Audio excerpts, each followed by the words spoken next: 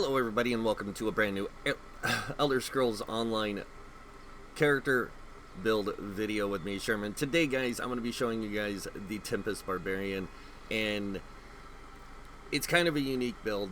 It's something that I really put a lot of effort in to bring you guys something different, unique, and has a very interesting play style.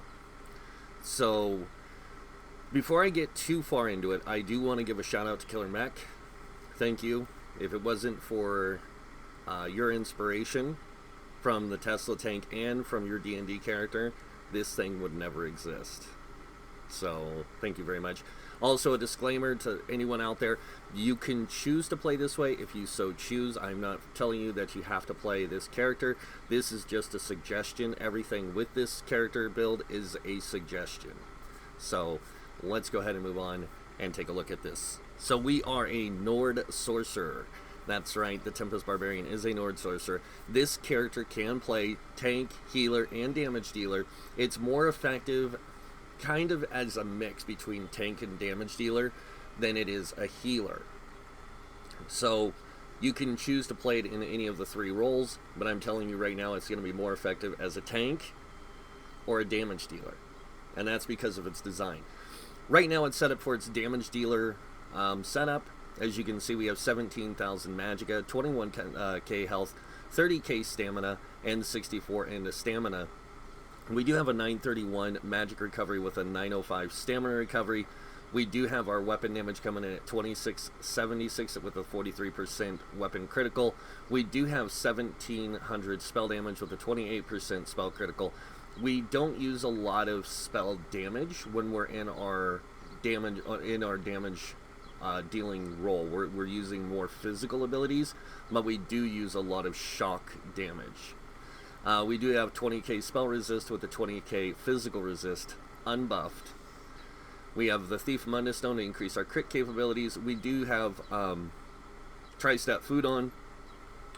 And the reason I'm using Tri-Stat Food for this right now is because the way this build plays, it doesn't need dual stat food and stuff like that. If you want to use dual stat food, you can. I would suggest using Dubious Cameron Throne for the higher stam recovery and the higher, but you're going to have less health and max stamina over Tri-Stat. Tri-Stat's going to make you look like this. Dubious is going to make you look like this. So you can have 19k health, 28k stamina, 12k magicka with a 1327 stam recovery. Much higher stam recovery, same weapon damage, same weapon critical, and then when you use a power pot, your critical goes to 53% with a 311 weapon damage. You actually go to about 4,000 something in an organized group, almost 5k weapon damage. And then you can see your stamina recovery is coming in at 1526. Alright, but we're going to go ahead and change it back to the other food. Because this is how I like to play the build. And I know you guys are excited to see what sets we're using. Let's go ahead and take a look at that. So starting with the monster set, we are using Stormfist. Stormfist is, I'm not going to say it's the best, but it's one of the best sets to use on a Sorc character. And the reason why is Sorcs get a passive in the class itself that increases shock and physical damage, both by 5%. So this really helps you with that, to make this set really good for you. Now, moving on to the other set we're running on the body, we are running what's called Storm Masters. Now, the Storm Masters drops in the Tempest Island dungeon. It is a medium armor set, and as you can see, it gives you weapon critical for the 2-piece, 3-piece weapon critical, 4-piece weapon damage, and the 5-piece. When you deal critical damage with a fully charged heavy attack, your light attacks deal an additional 1786 shock damage for 20 seconds. Now, the monster set, Stormfist, 1-piece adds stam recovery. The 2-piece, when you deal damage, you have a 10% chance to create a Thunder Fist to crush the enemies, dealing 2211 shock damage every second for 3 seconds to all enemies within 4 meters, and a final 10,720 physical damage when the fist closes. This effect can occur once every 8 seconds. and this thing will be going off every 8 seconds. This monster set's that good. Now, the combination of these two work really well in conjunction with a third set. And this third set is not only a surprising set, it's also going to catch you off guard by a little bit. The third set we're using is Thunderbug. And Thunderbug is more of a defensive and offensive set combined, because the 2-piece adds physical resist, the 3-piece adds spell resist, the 4-piece adds spell damage, and then when you're using the 5-piece, when you take physical damage, you have a 50% chance to deal 6,914 shock damage in a 5-meter radius around you. This effect can occur once every 3 seconds, and it will be going off almost every 3 seconds. All these sets do work in conjunction with each other really, really well, especially on a stamina DPS character. Now, moving on to our traits and Mundus stones, or our traits, sorry, and enchants. With the monster set, you can see we have invigorating on the helm, we have invigorating on the chest, and we have invigorating on the leggings. This is just to give us a wider range of recovery rates, so we can take advantage of both magic and stamina recovery for when we're tanking. And the tri-stats allow us to be that hybridized type character, so we can play a tank, a healer, and a damage dealer. Now, on the smaller pieces, we are using divines with max stamina enchants. This is to maximize our stamina with this character. So it's not so much as we focus into magicka, that we focus more into stamina to get that higher damage potential out of our stamina. Now, moving on to the jewelry, we are running 2 trirunes with weapon damage enchants, and we are using an infused necklace with a magic recovery. This is how we can get those 2 pools of magic recovery and stamina recovery pretty decent. Now, moving on to the weapons, we are using dual wield, primarily for when we play damage dealer, and as you can see, we do use an axe and a sword. The axe is infused with a shock damage enchant. Now, you can use a physical, like poison or whatever, but for this particular setup, just because the way it's designed, this works really good because you can get off balance a lot, because you have so many different ways of getting off balance. Next, we use an offhand Nirnhond, and I did do the calculations on this, guys, just to give you guys the math. Nirnhond offhand with an infused main hand does give you more weapon damage overall, unless you're using 2 Nirnhond. If you're using a main hand Nirnhond and an offhand in something else, you don't get as much weapon damage out of it. You're actually down by like 50, almost 100 weapon damage. So, not as much as when you use Nirnhond offhand. Moving on to the bow back bar. This one we have infused with a weapon damage enchant, and this is just to boost our weapon and spell damage for if we need that higher weapon and spell damage for playing DPS. Also, when I play a tank, sometimes I use a bow here, mainly because it does do really good to have that infused weapon and spell damage to boost my DPS if I'm playing in a normal dungeon and I just want to clear it really fast, or I'm playing a base game dungeon on veteran and I want to clear it fast. Now, I do have other weapons here on you can see unlocked. I have a Thunderbug's Axe Decisive with Hardening Enchant. This is for when I'm tanking. I also have a Thunderbug's Battle Axe Nirnhond with a Shock Damage Enchant for when I want to push two-handed dual and bow for DPS. I have a Thunderbug's Maul with an Infused Crusher Enchant for when I'm tanking. And I also have a Thunderbug's Restoration Staff. The Maul and the Staff can both be used during tanking or even during healer roll. So this is what I use for when I'm healing, and then of course the shield is here for when I'm tanking. When I play the tank roll, again I use tri-stat, and I'll use tri-power pots instead of using power pots, stamina power pots or magicka power pots. I only use these when I'm in the other roles like tank and healer. Or sorry, damage dealer, and healer. Tank is always tripods. Alright, so now that I've shown you guys that, I'm going to go ahead and move on to my skill setup. And I am going to tell you guys this. I unlock all class abilities because it depends on the role I'm playing and what skills I might need. So I do unlock all my class abilities and passives for the purpose of, if you need it, I have it available. So when it comes to weapon skills, dual wield is the primary DPS setup for this, but I do have, and I have all the passives unlocked. I also have all of two-handed passives and abilities unlocked, one-handed sword and shield abilities and passives unlocked, and bow abilities and passives unlocked, along with restoration staff. And these are just in case I want to play those other roles. Moving on to light armor. I do have these passives unlocked for when I play tank or I play damage dealer.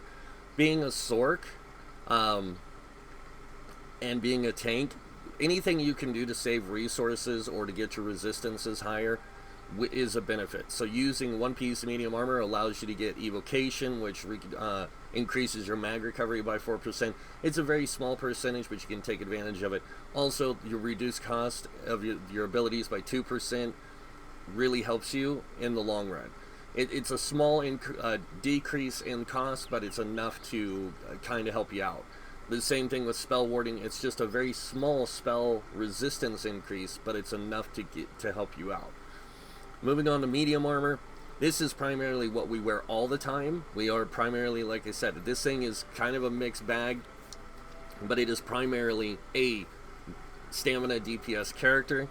And as you can see, we do use the dexterity passive. This one is going to give you higher weapon critical for each piece of medium armor equipped. We have 1643 because we are wearing 5 pieces. We have Windwalker. This one increases our stamina recovery and increases this or reduces the cost of our stamina abilities by 2%. So we get a 10% reduced cost in stamina abilities, a 20% recovery rate, and then we get improved sneak. This is mainly for when we play PvP. I don't do the Thieves Guild or Assassin's Guild, or would not with this character, mainly because there's just no point. Next, Agility. This one, when 5 or more pieces of medium armor equipped, you increase your weapon damage by 15%. And then Athletics. Increases your movement speed by 15% and reduces the dodge roll cost by 4%. And both of those are based on the amount of pieces medium armor equipped. Heavy armor, we're just going to use the first 3 passives for being tankier or having more survivability. So Resolve is going to increase our physical and spell resist by 362 for each piece of heavy armor equipped. We do have the Constitution passive, which increases our health recovery by 4%. Also restores 108 magic and stamina whenever we take damage for each piece of heavy armor equipped. And then Juggernaut, which increases our max health by 2%. Moving on to world skills. Soul Magic. Somebody pointed this out, you have to have a soul ability slotted for this. I keep forgetting that, and to mention that, I usually have the ultimate slotted on my back bar for this. So I'll have this on the back bar instead of like Ballista from the bow.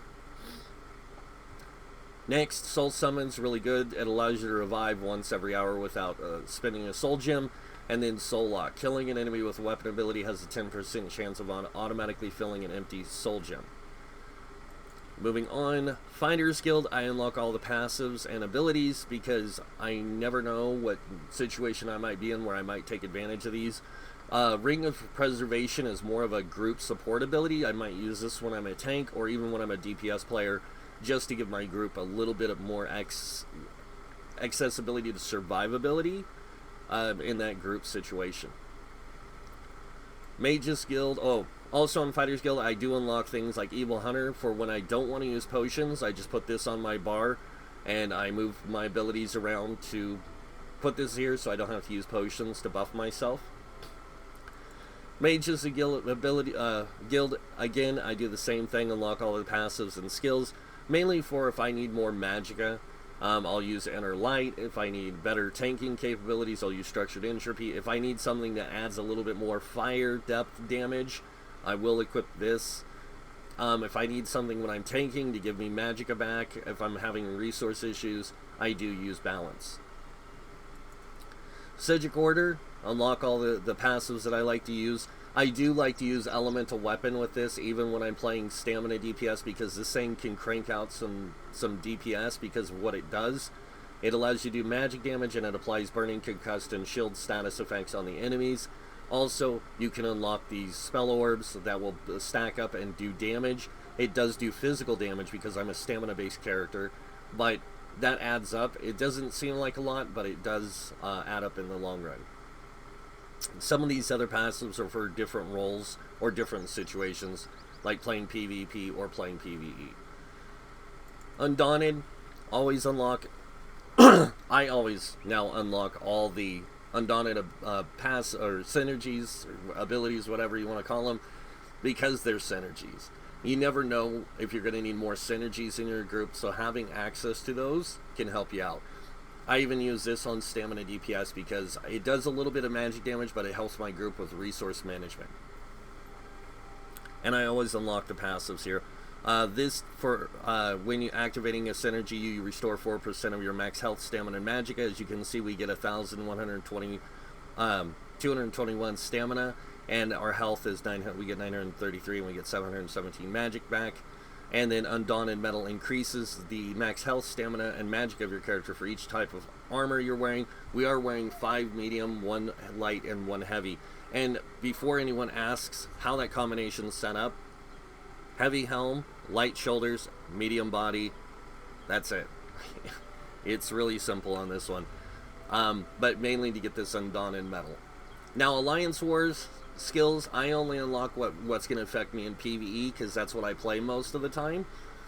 If I am playing on a character that I dedicate more to PvP, I will unlock all the passives and abilities for this that best suit me for PvP and PvE. So, racials, Nord. We are Nord. Nord is really good, probably the best for this build, because of its design. Now, Orc is another really good one for this, and so is Dark Elf. But primarily Nord because of their resistance passive. Now, Revealer, increase your experience gain with two-handed weapons skill line by 15%. Also increases the duration of your consumed drinks by 15 minutes, so when you're using something like Dubious Camera Throne or Artaeum Takeaway Broth, you can take advantage of it. We also get Resist Frost, which increases our max health by 1,000 and gives us cold resistance by 2,310. We also gain immunity to chilled status effects. Stalwart, increase your max stamina by 1,500. When you take damage, you gain 5 ultimate. This effect can occur once every 10 seconds. This really makes it good for us as tanks and as damage dealers, because when we can generate ultimate, that means we can drop ultimates more effectively. Moving on to Rugged, this one increases your physical and spell resistance by 3,960. This is how we can get away with playing in medium armor and still be a damage dealer or a tank. Moving on to crafting, Alchemy, medicinal use. This one, when using a potion, resulting effects last 30% longer. And provisioning, Gourmand, and Connoisseur. Again, like I said, all these skills, all the choices that I made, and then passive or the active abilities are pretty much choices that I like to use with this particular setup of this character.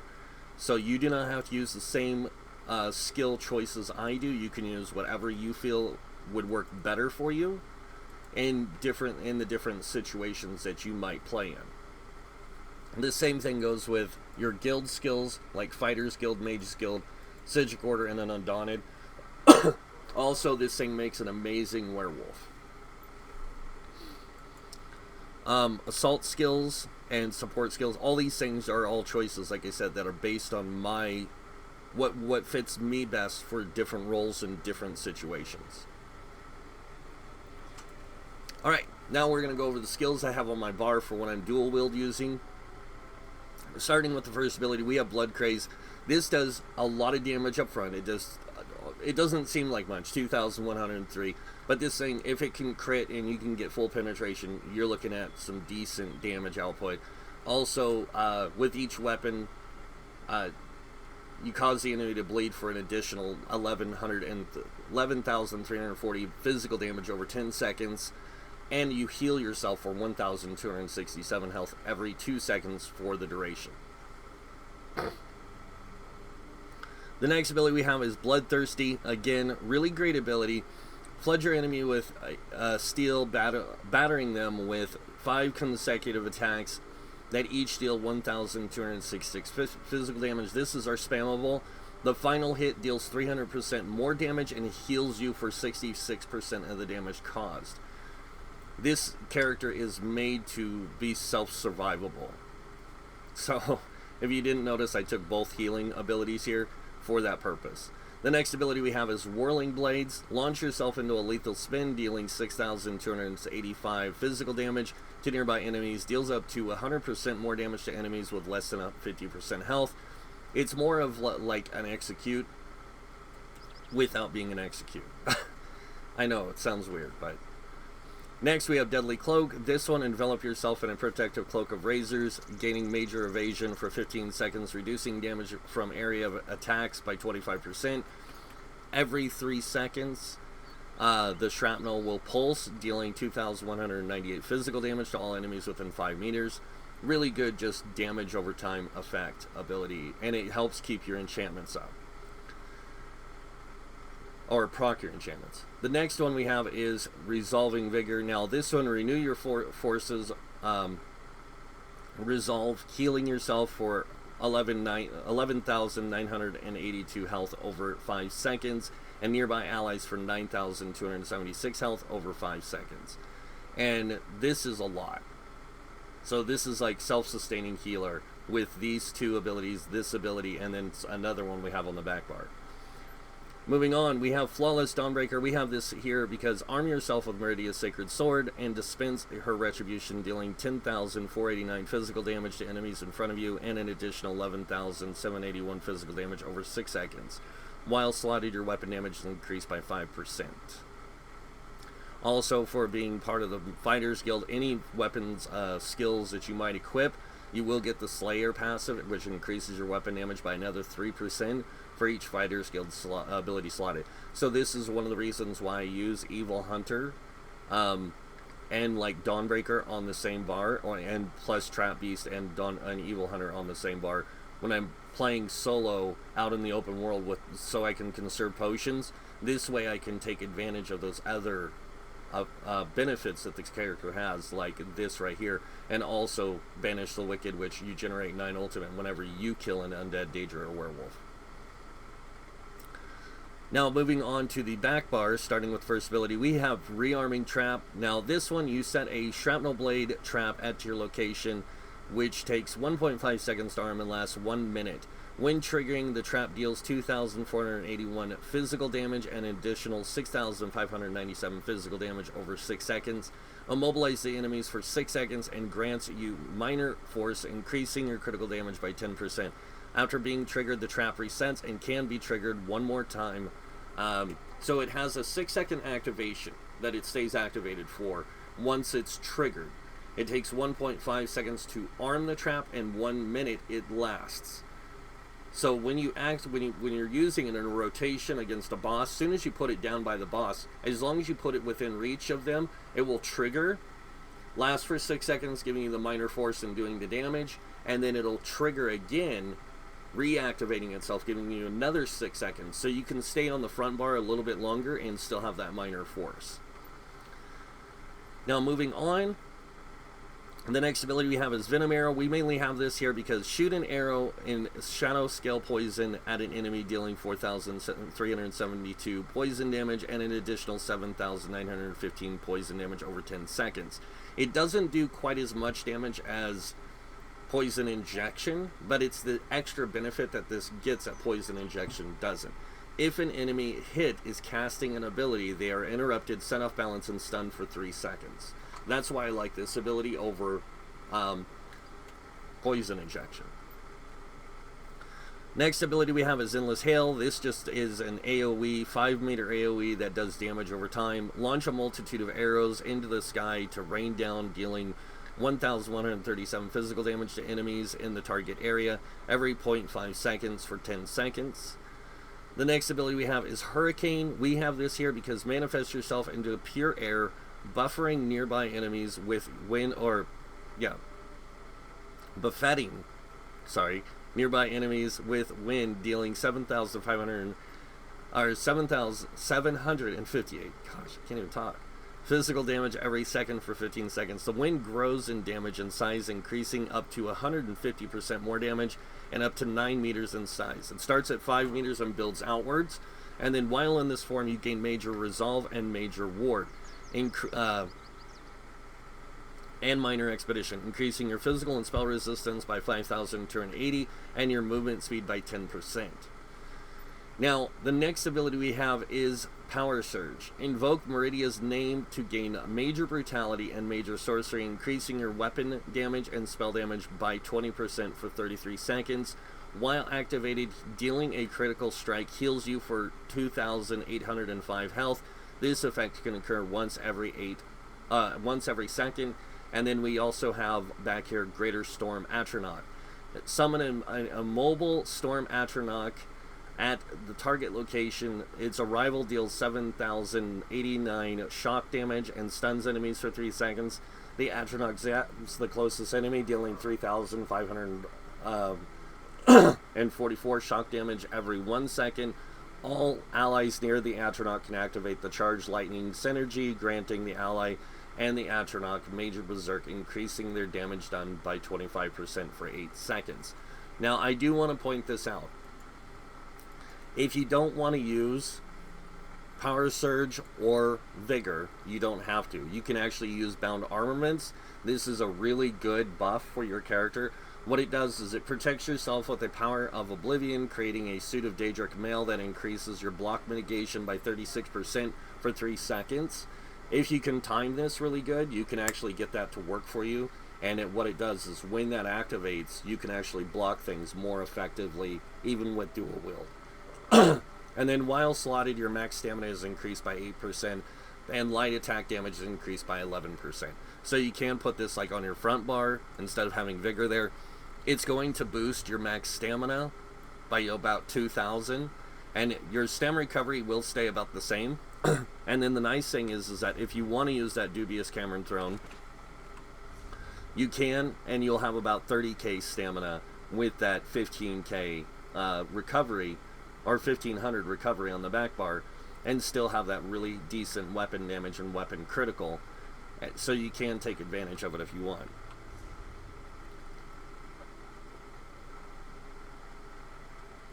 Where's my Tri-Stat food?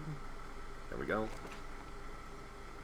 And I'm going to go back and put my skill that I had here back on the bar. Now I'm going to do a quick parse with this just to show you guys its effectiveness like this.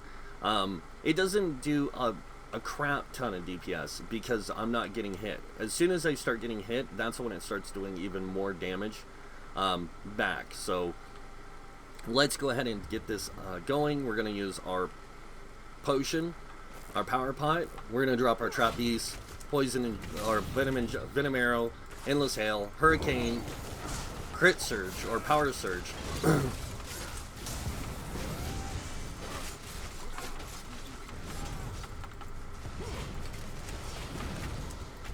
And I usually have it dead. So 20k DPS right there.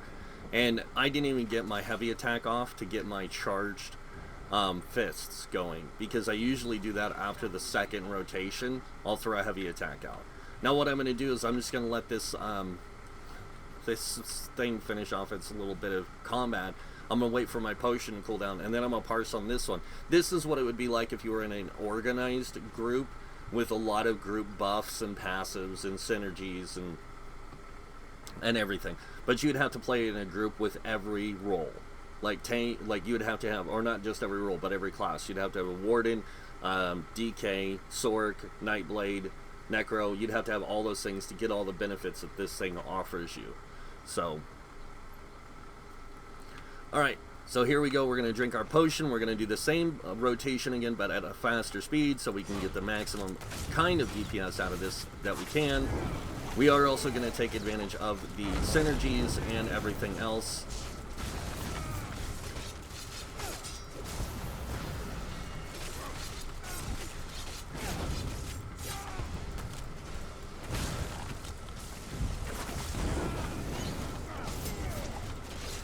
Now remember how I told you guys right here, I will always do a heavy attack. This way I can start getting that charged fist. So this way I can start doing a little bit more DPS with my character from my light attacks. Because it does last for 20 seconds.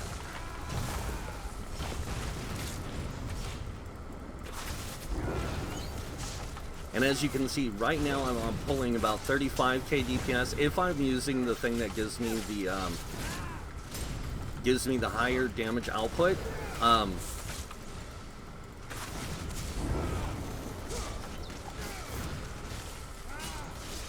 what is it called? The stamina thing, I can actually get to about 38, 39, almost 40k DPS with this. And there you guys go. That is that in action, 34k DPS. Not the greatest resource management, I'll admit. I was kind of throwing myself overboard there with activating synergies and everything else. But you can see we have the proc from the Storm Masters going right now, and everything we hit for 20 seconds is going to take lightning damage when we have Storm Masters up. And that's any light attacks we do. So if we're doing a full rotation, we can actually take advantage of those light attacks. So that is the Tempest Barbarian, but we're not done, guys. I still want to show you guys what this thing can do in a dungeon. So I am going to change a few things around. Actually, you know what? We're not going to. I was going to change it around, but I realized I don't have to. So what I'm going to do is I'm going to set it to veteran mode. We're going to go ahead and jump over to the Depths of Malatar dungeon, since it is one of the latest dungeons added to the game. But I'm just going to show you guys this in that dungeon. Now, again, please understand, this is just to show its effectiveness at doing damage in a dungeon situation, not in a group dynamic. Now, you guys notice I also didn't show you the CP. I'm going to do that at the end because I'm using a more of a universal setup with this. I'm not using a standard, like something you would use for like a DPS or anything. This is really just set up to be more defensive with offense. Lots of offense. So let's go over here, and we're going to go in here and just go to town. Now you guys will notice I'm really not going to do anything. I'm going to do my power surge, I'm going to do my hurricane, I'm going to drink my potion. And that's because I have so much AoE healing that I don't need to worry about anything. Like I said, this thing does not only AoE healing, it has so much damage output too, because of everything like Storm Fist, Thunderbug, all that it can just obliterate stuff. And when it's tanking, it's the same thing. It's doing the same stuff as it's doing here. So it's a beast of a tank for damage output. And it's a beast of a damage dealer because of all the different sets and different procs you have going off all the time.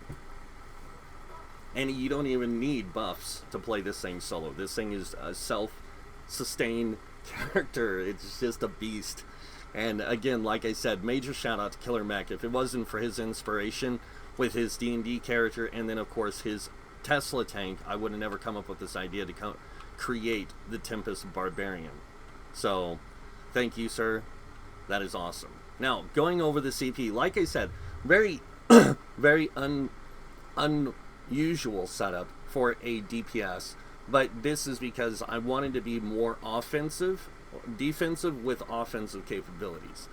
So, taking a look at our CP here, we have 56 in Ironclad. This reduces damage taken from direct damage attacks by 22%.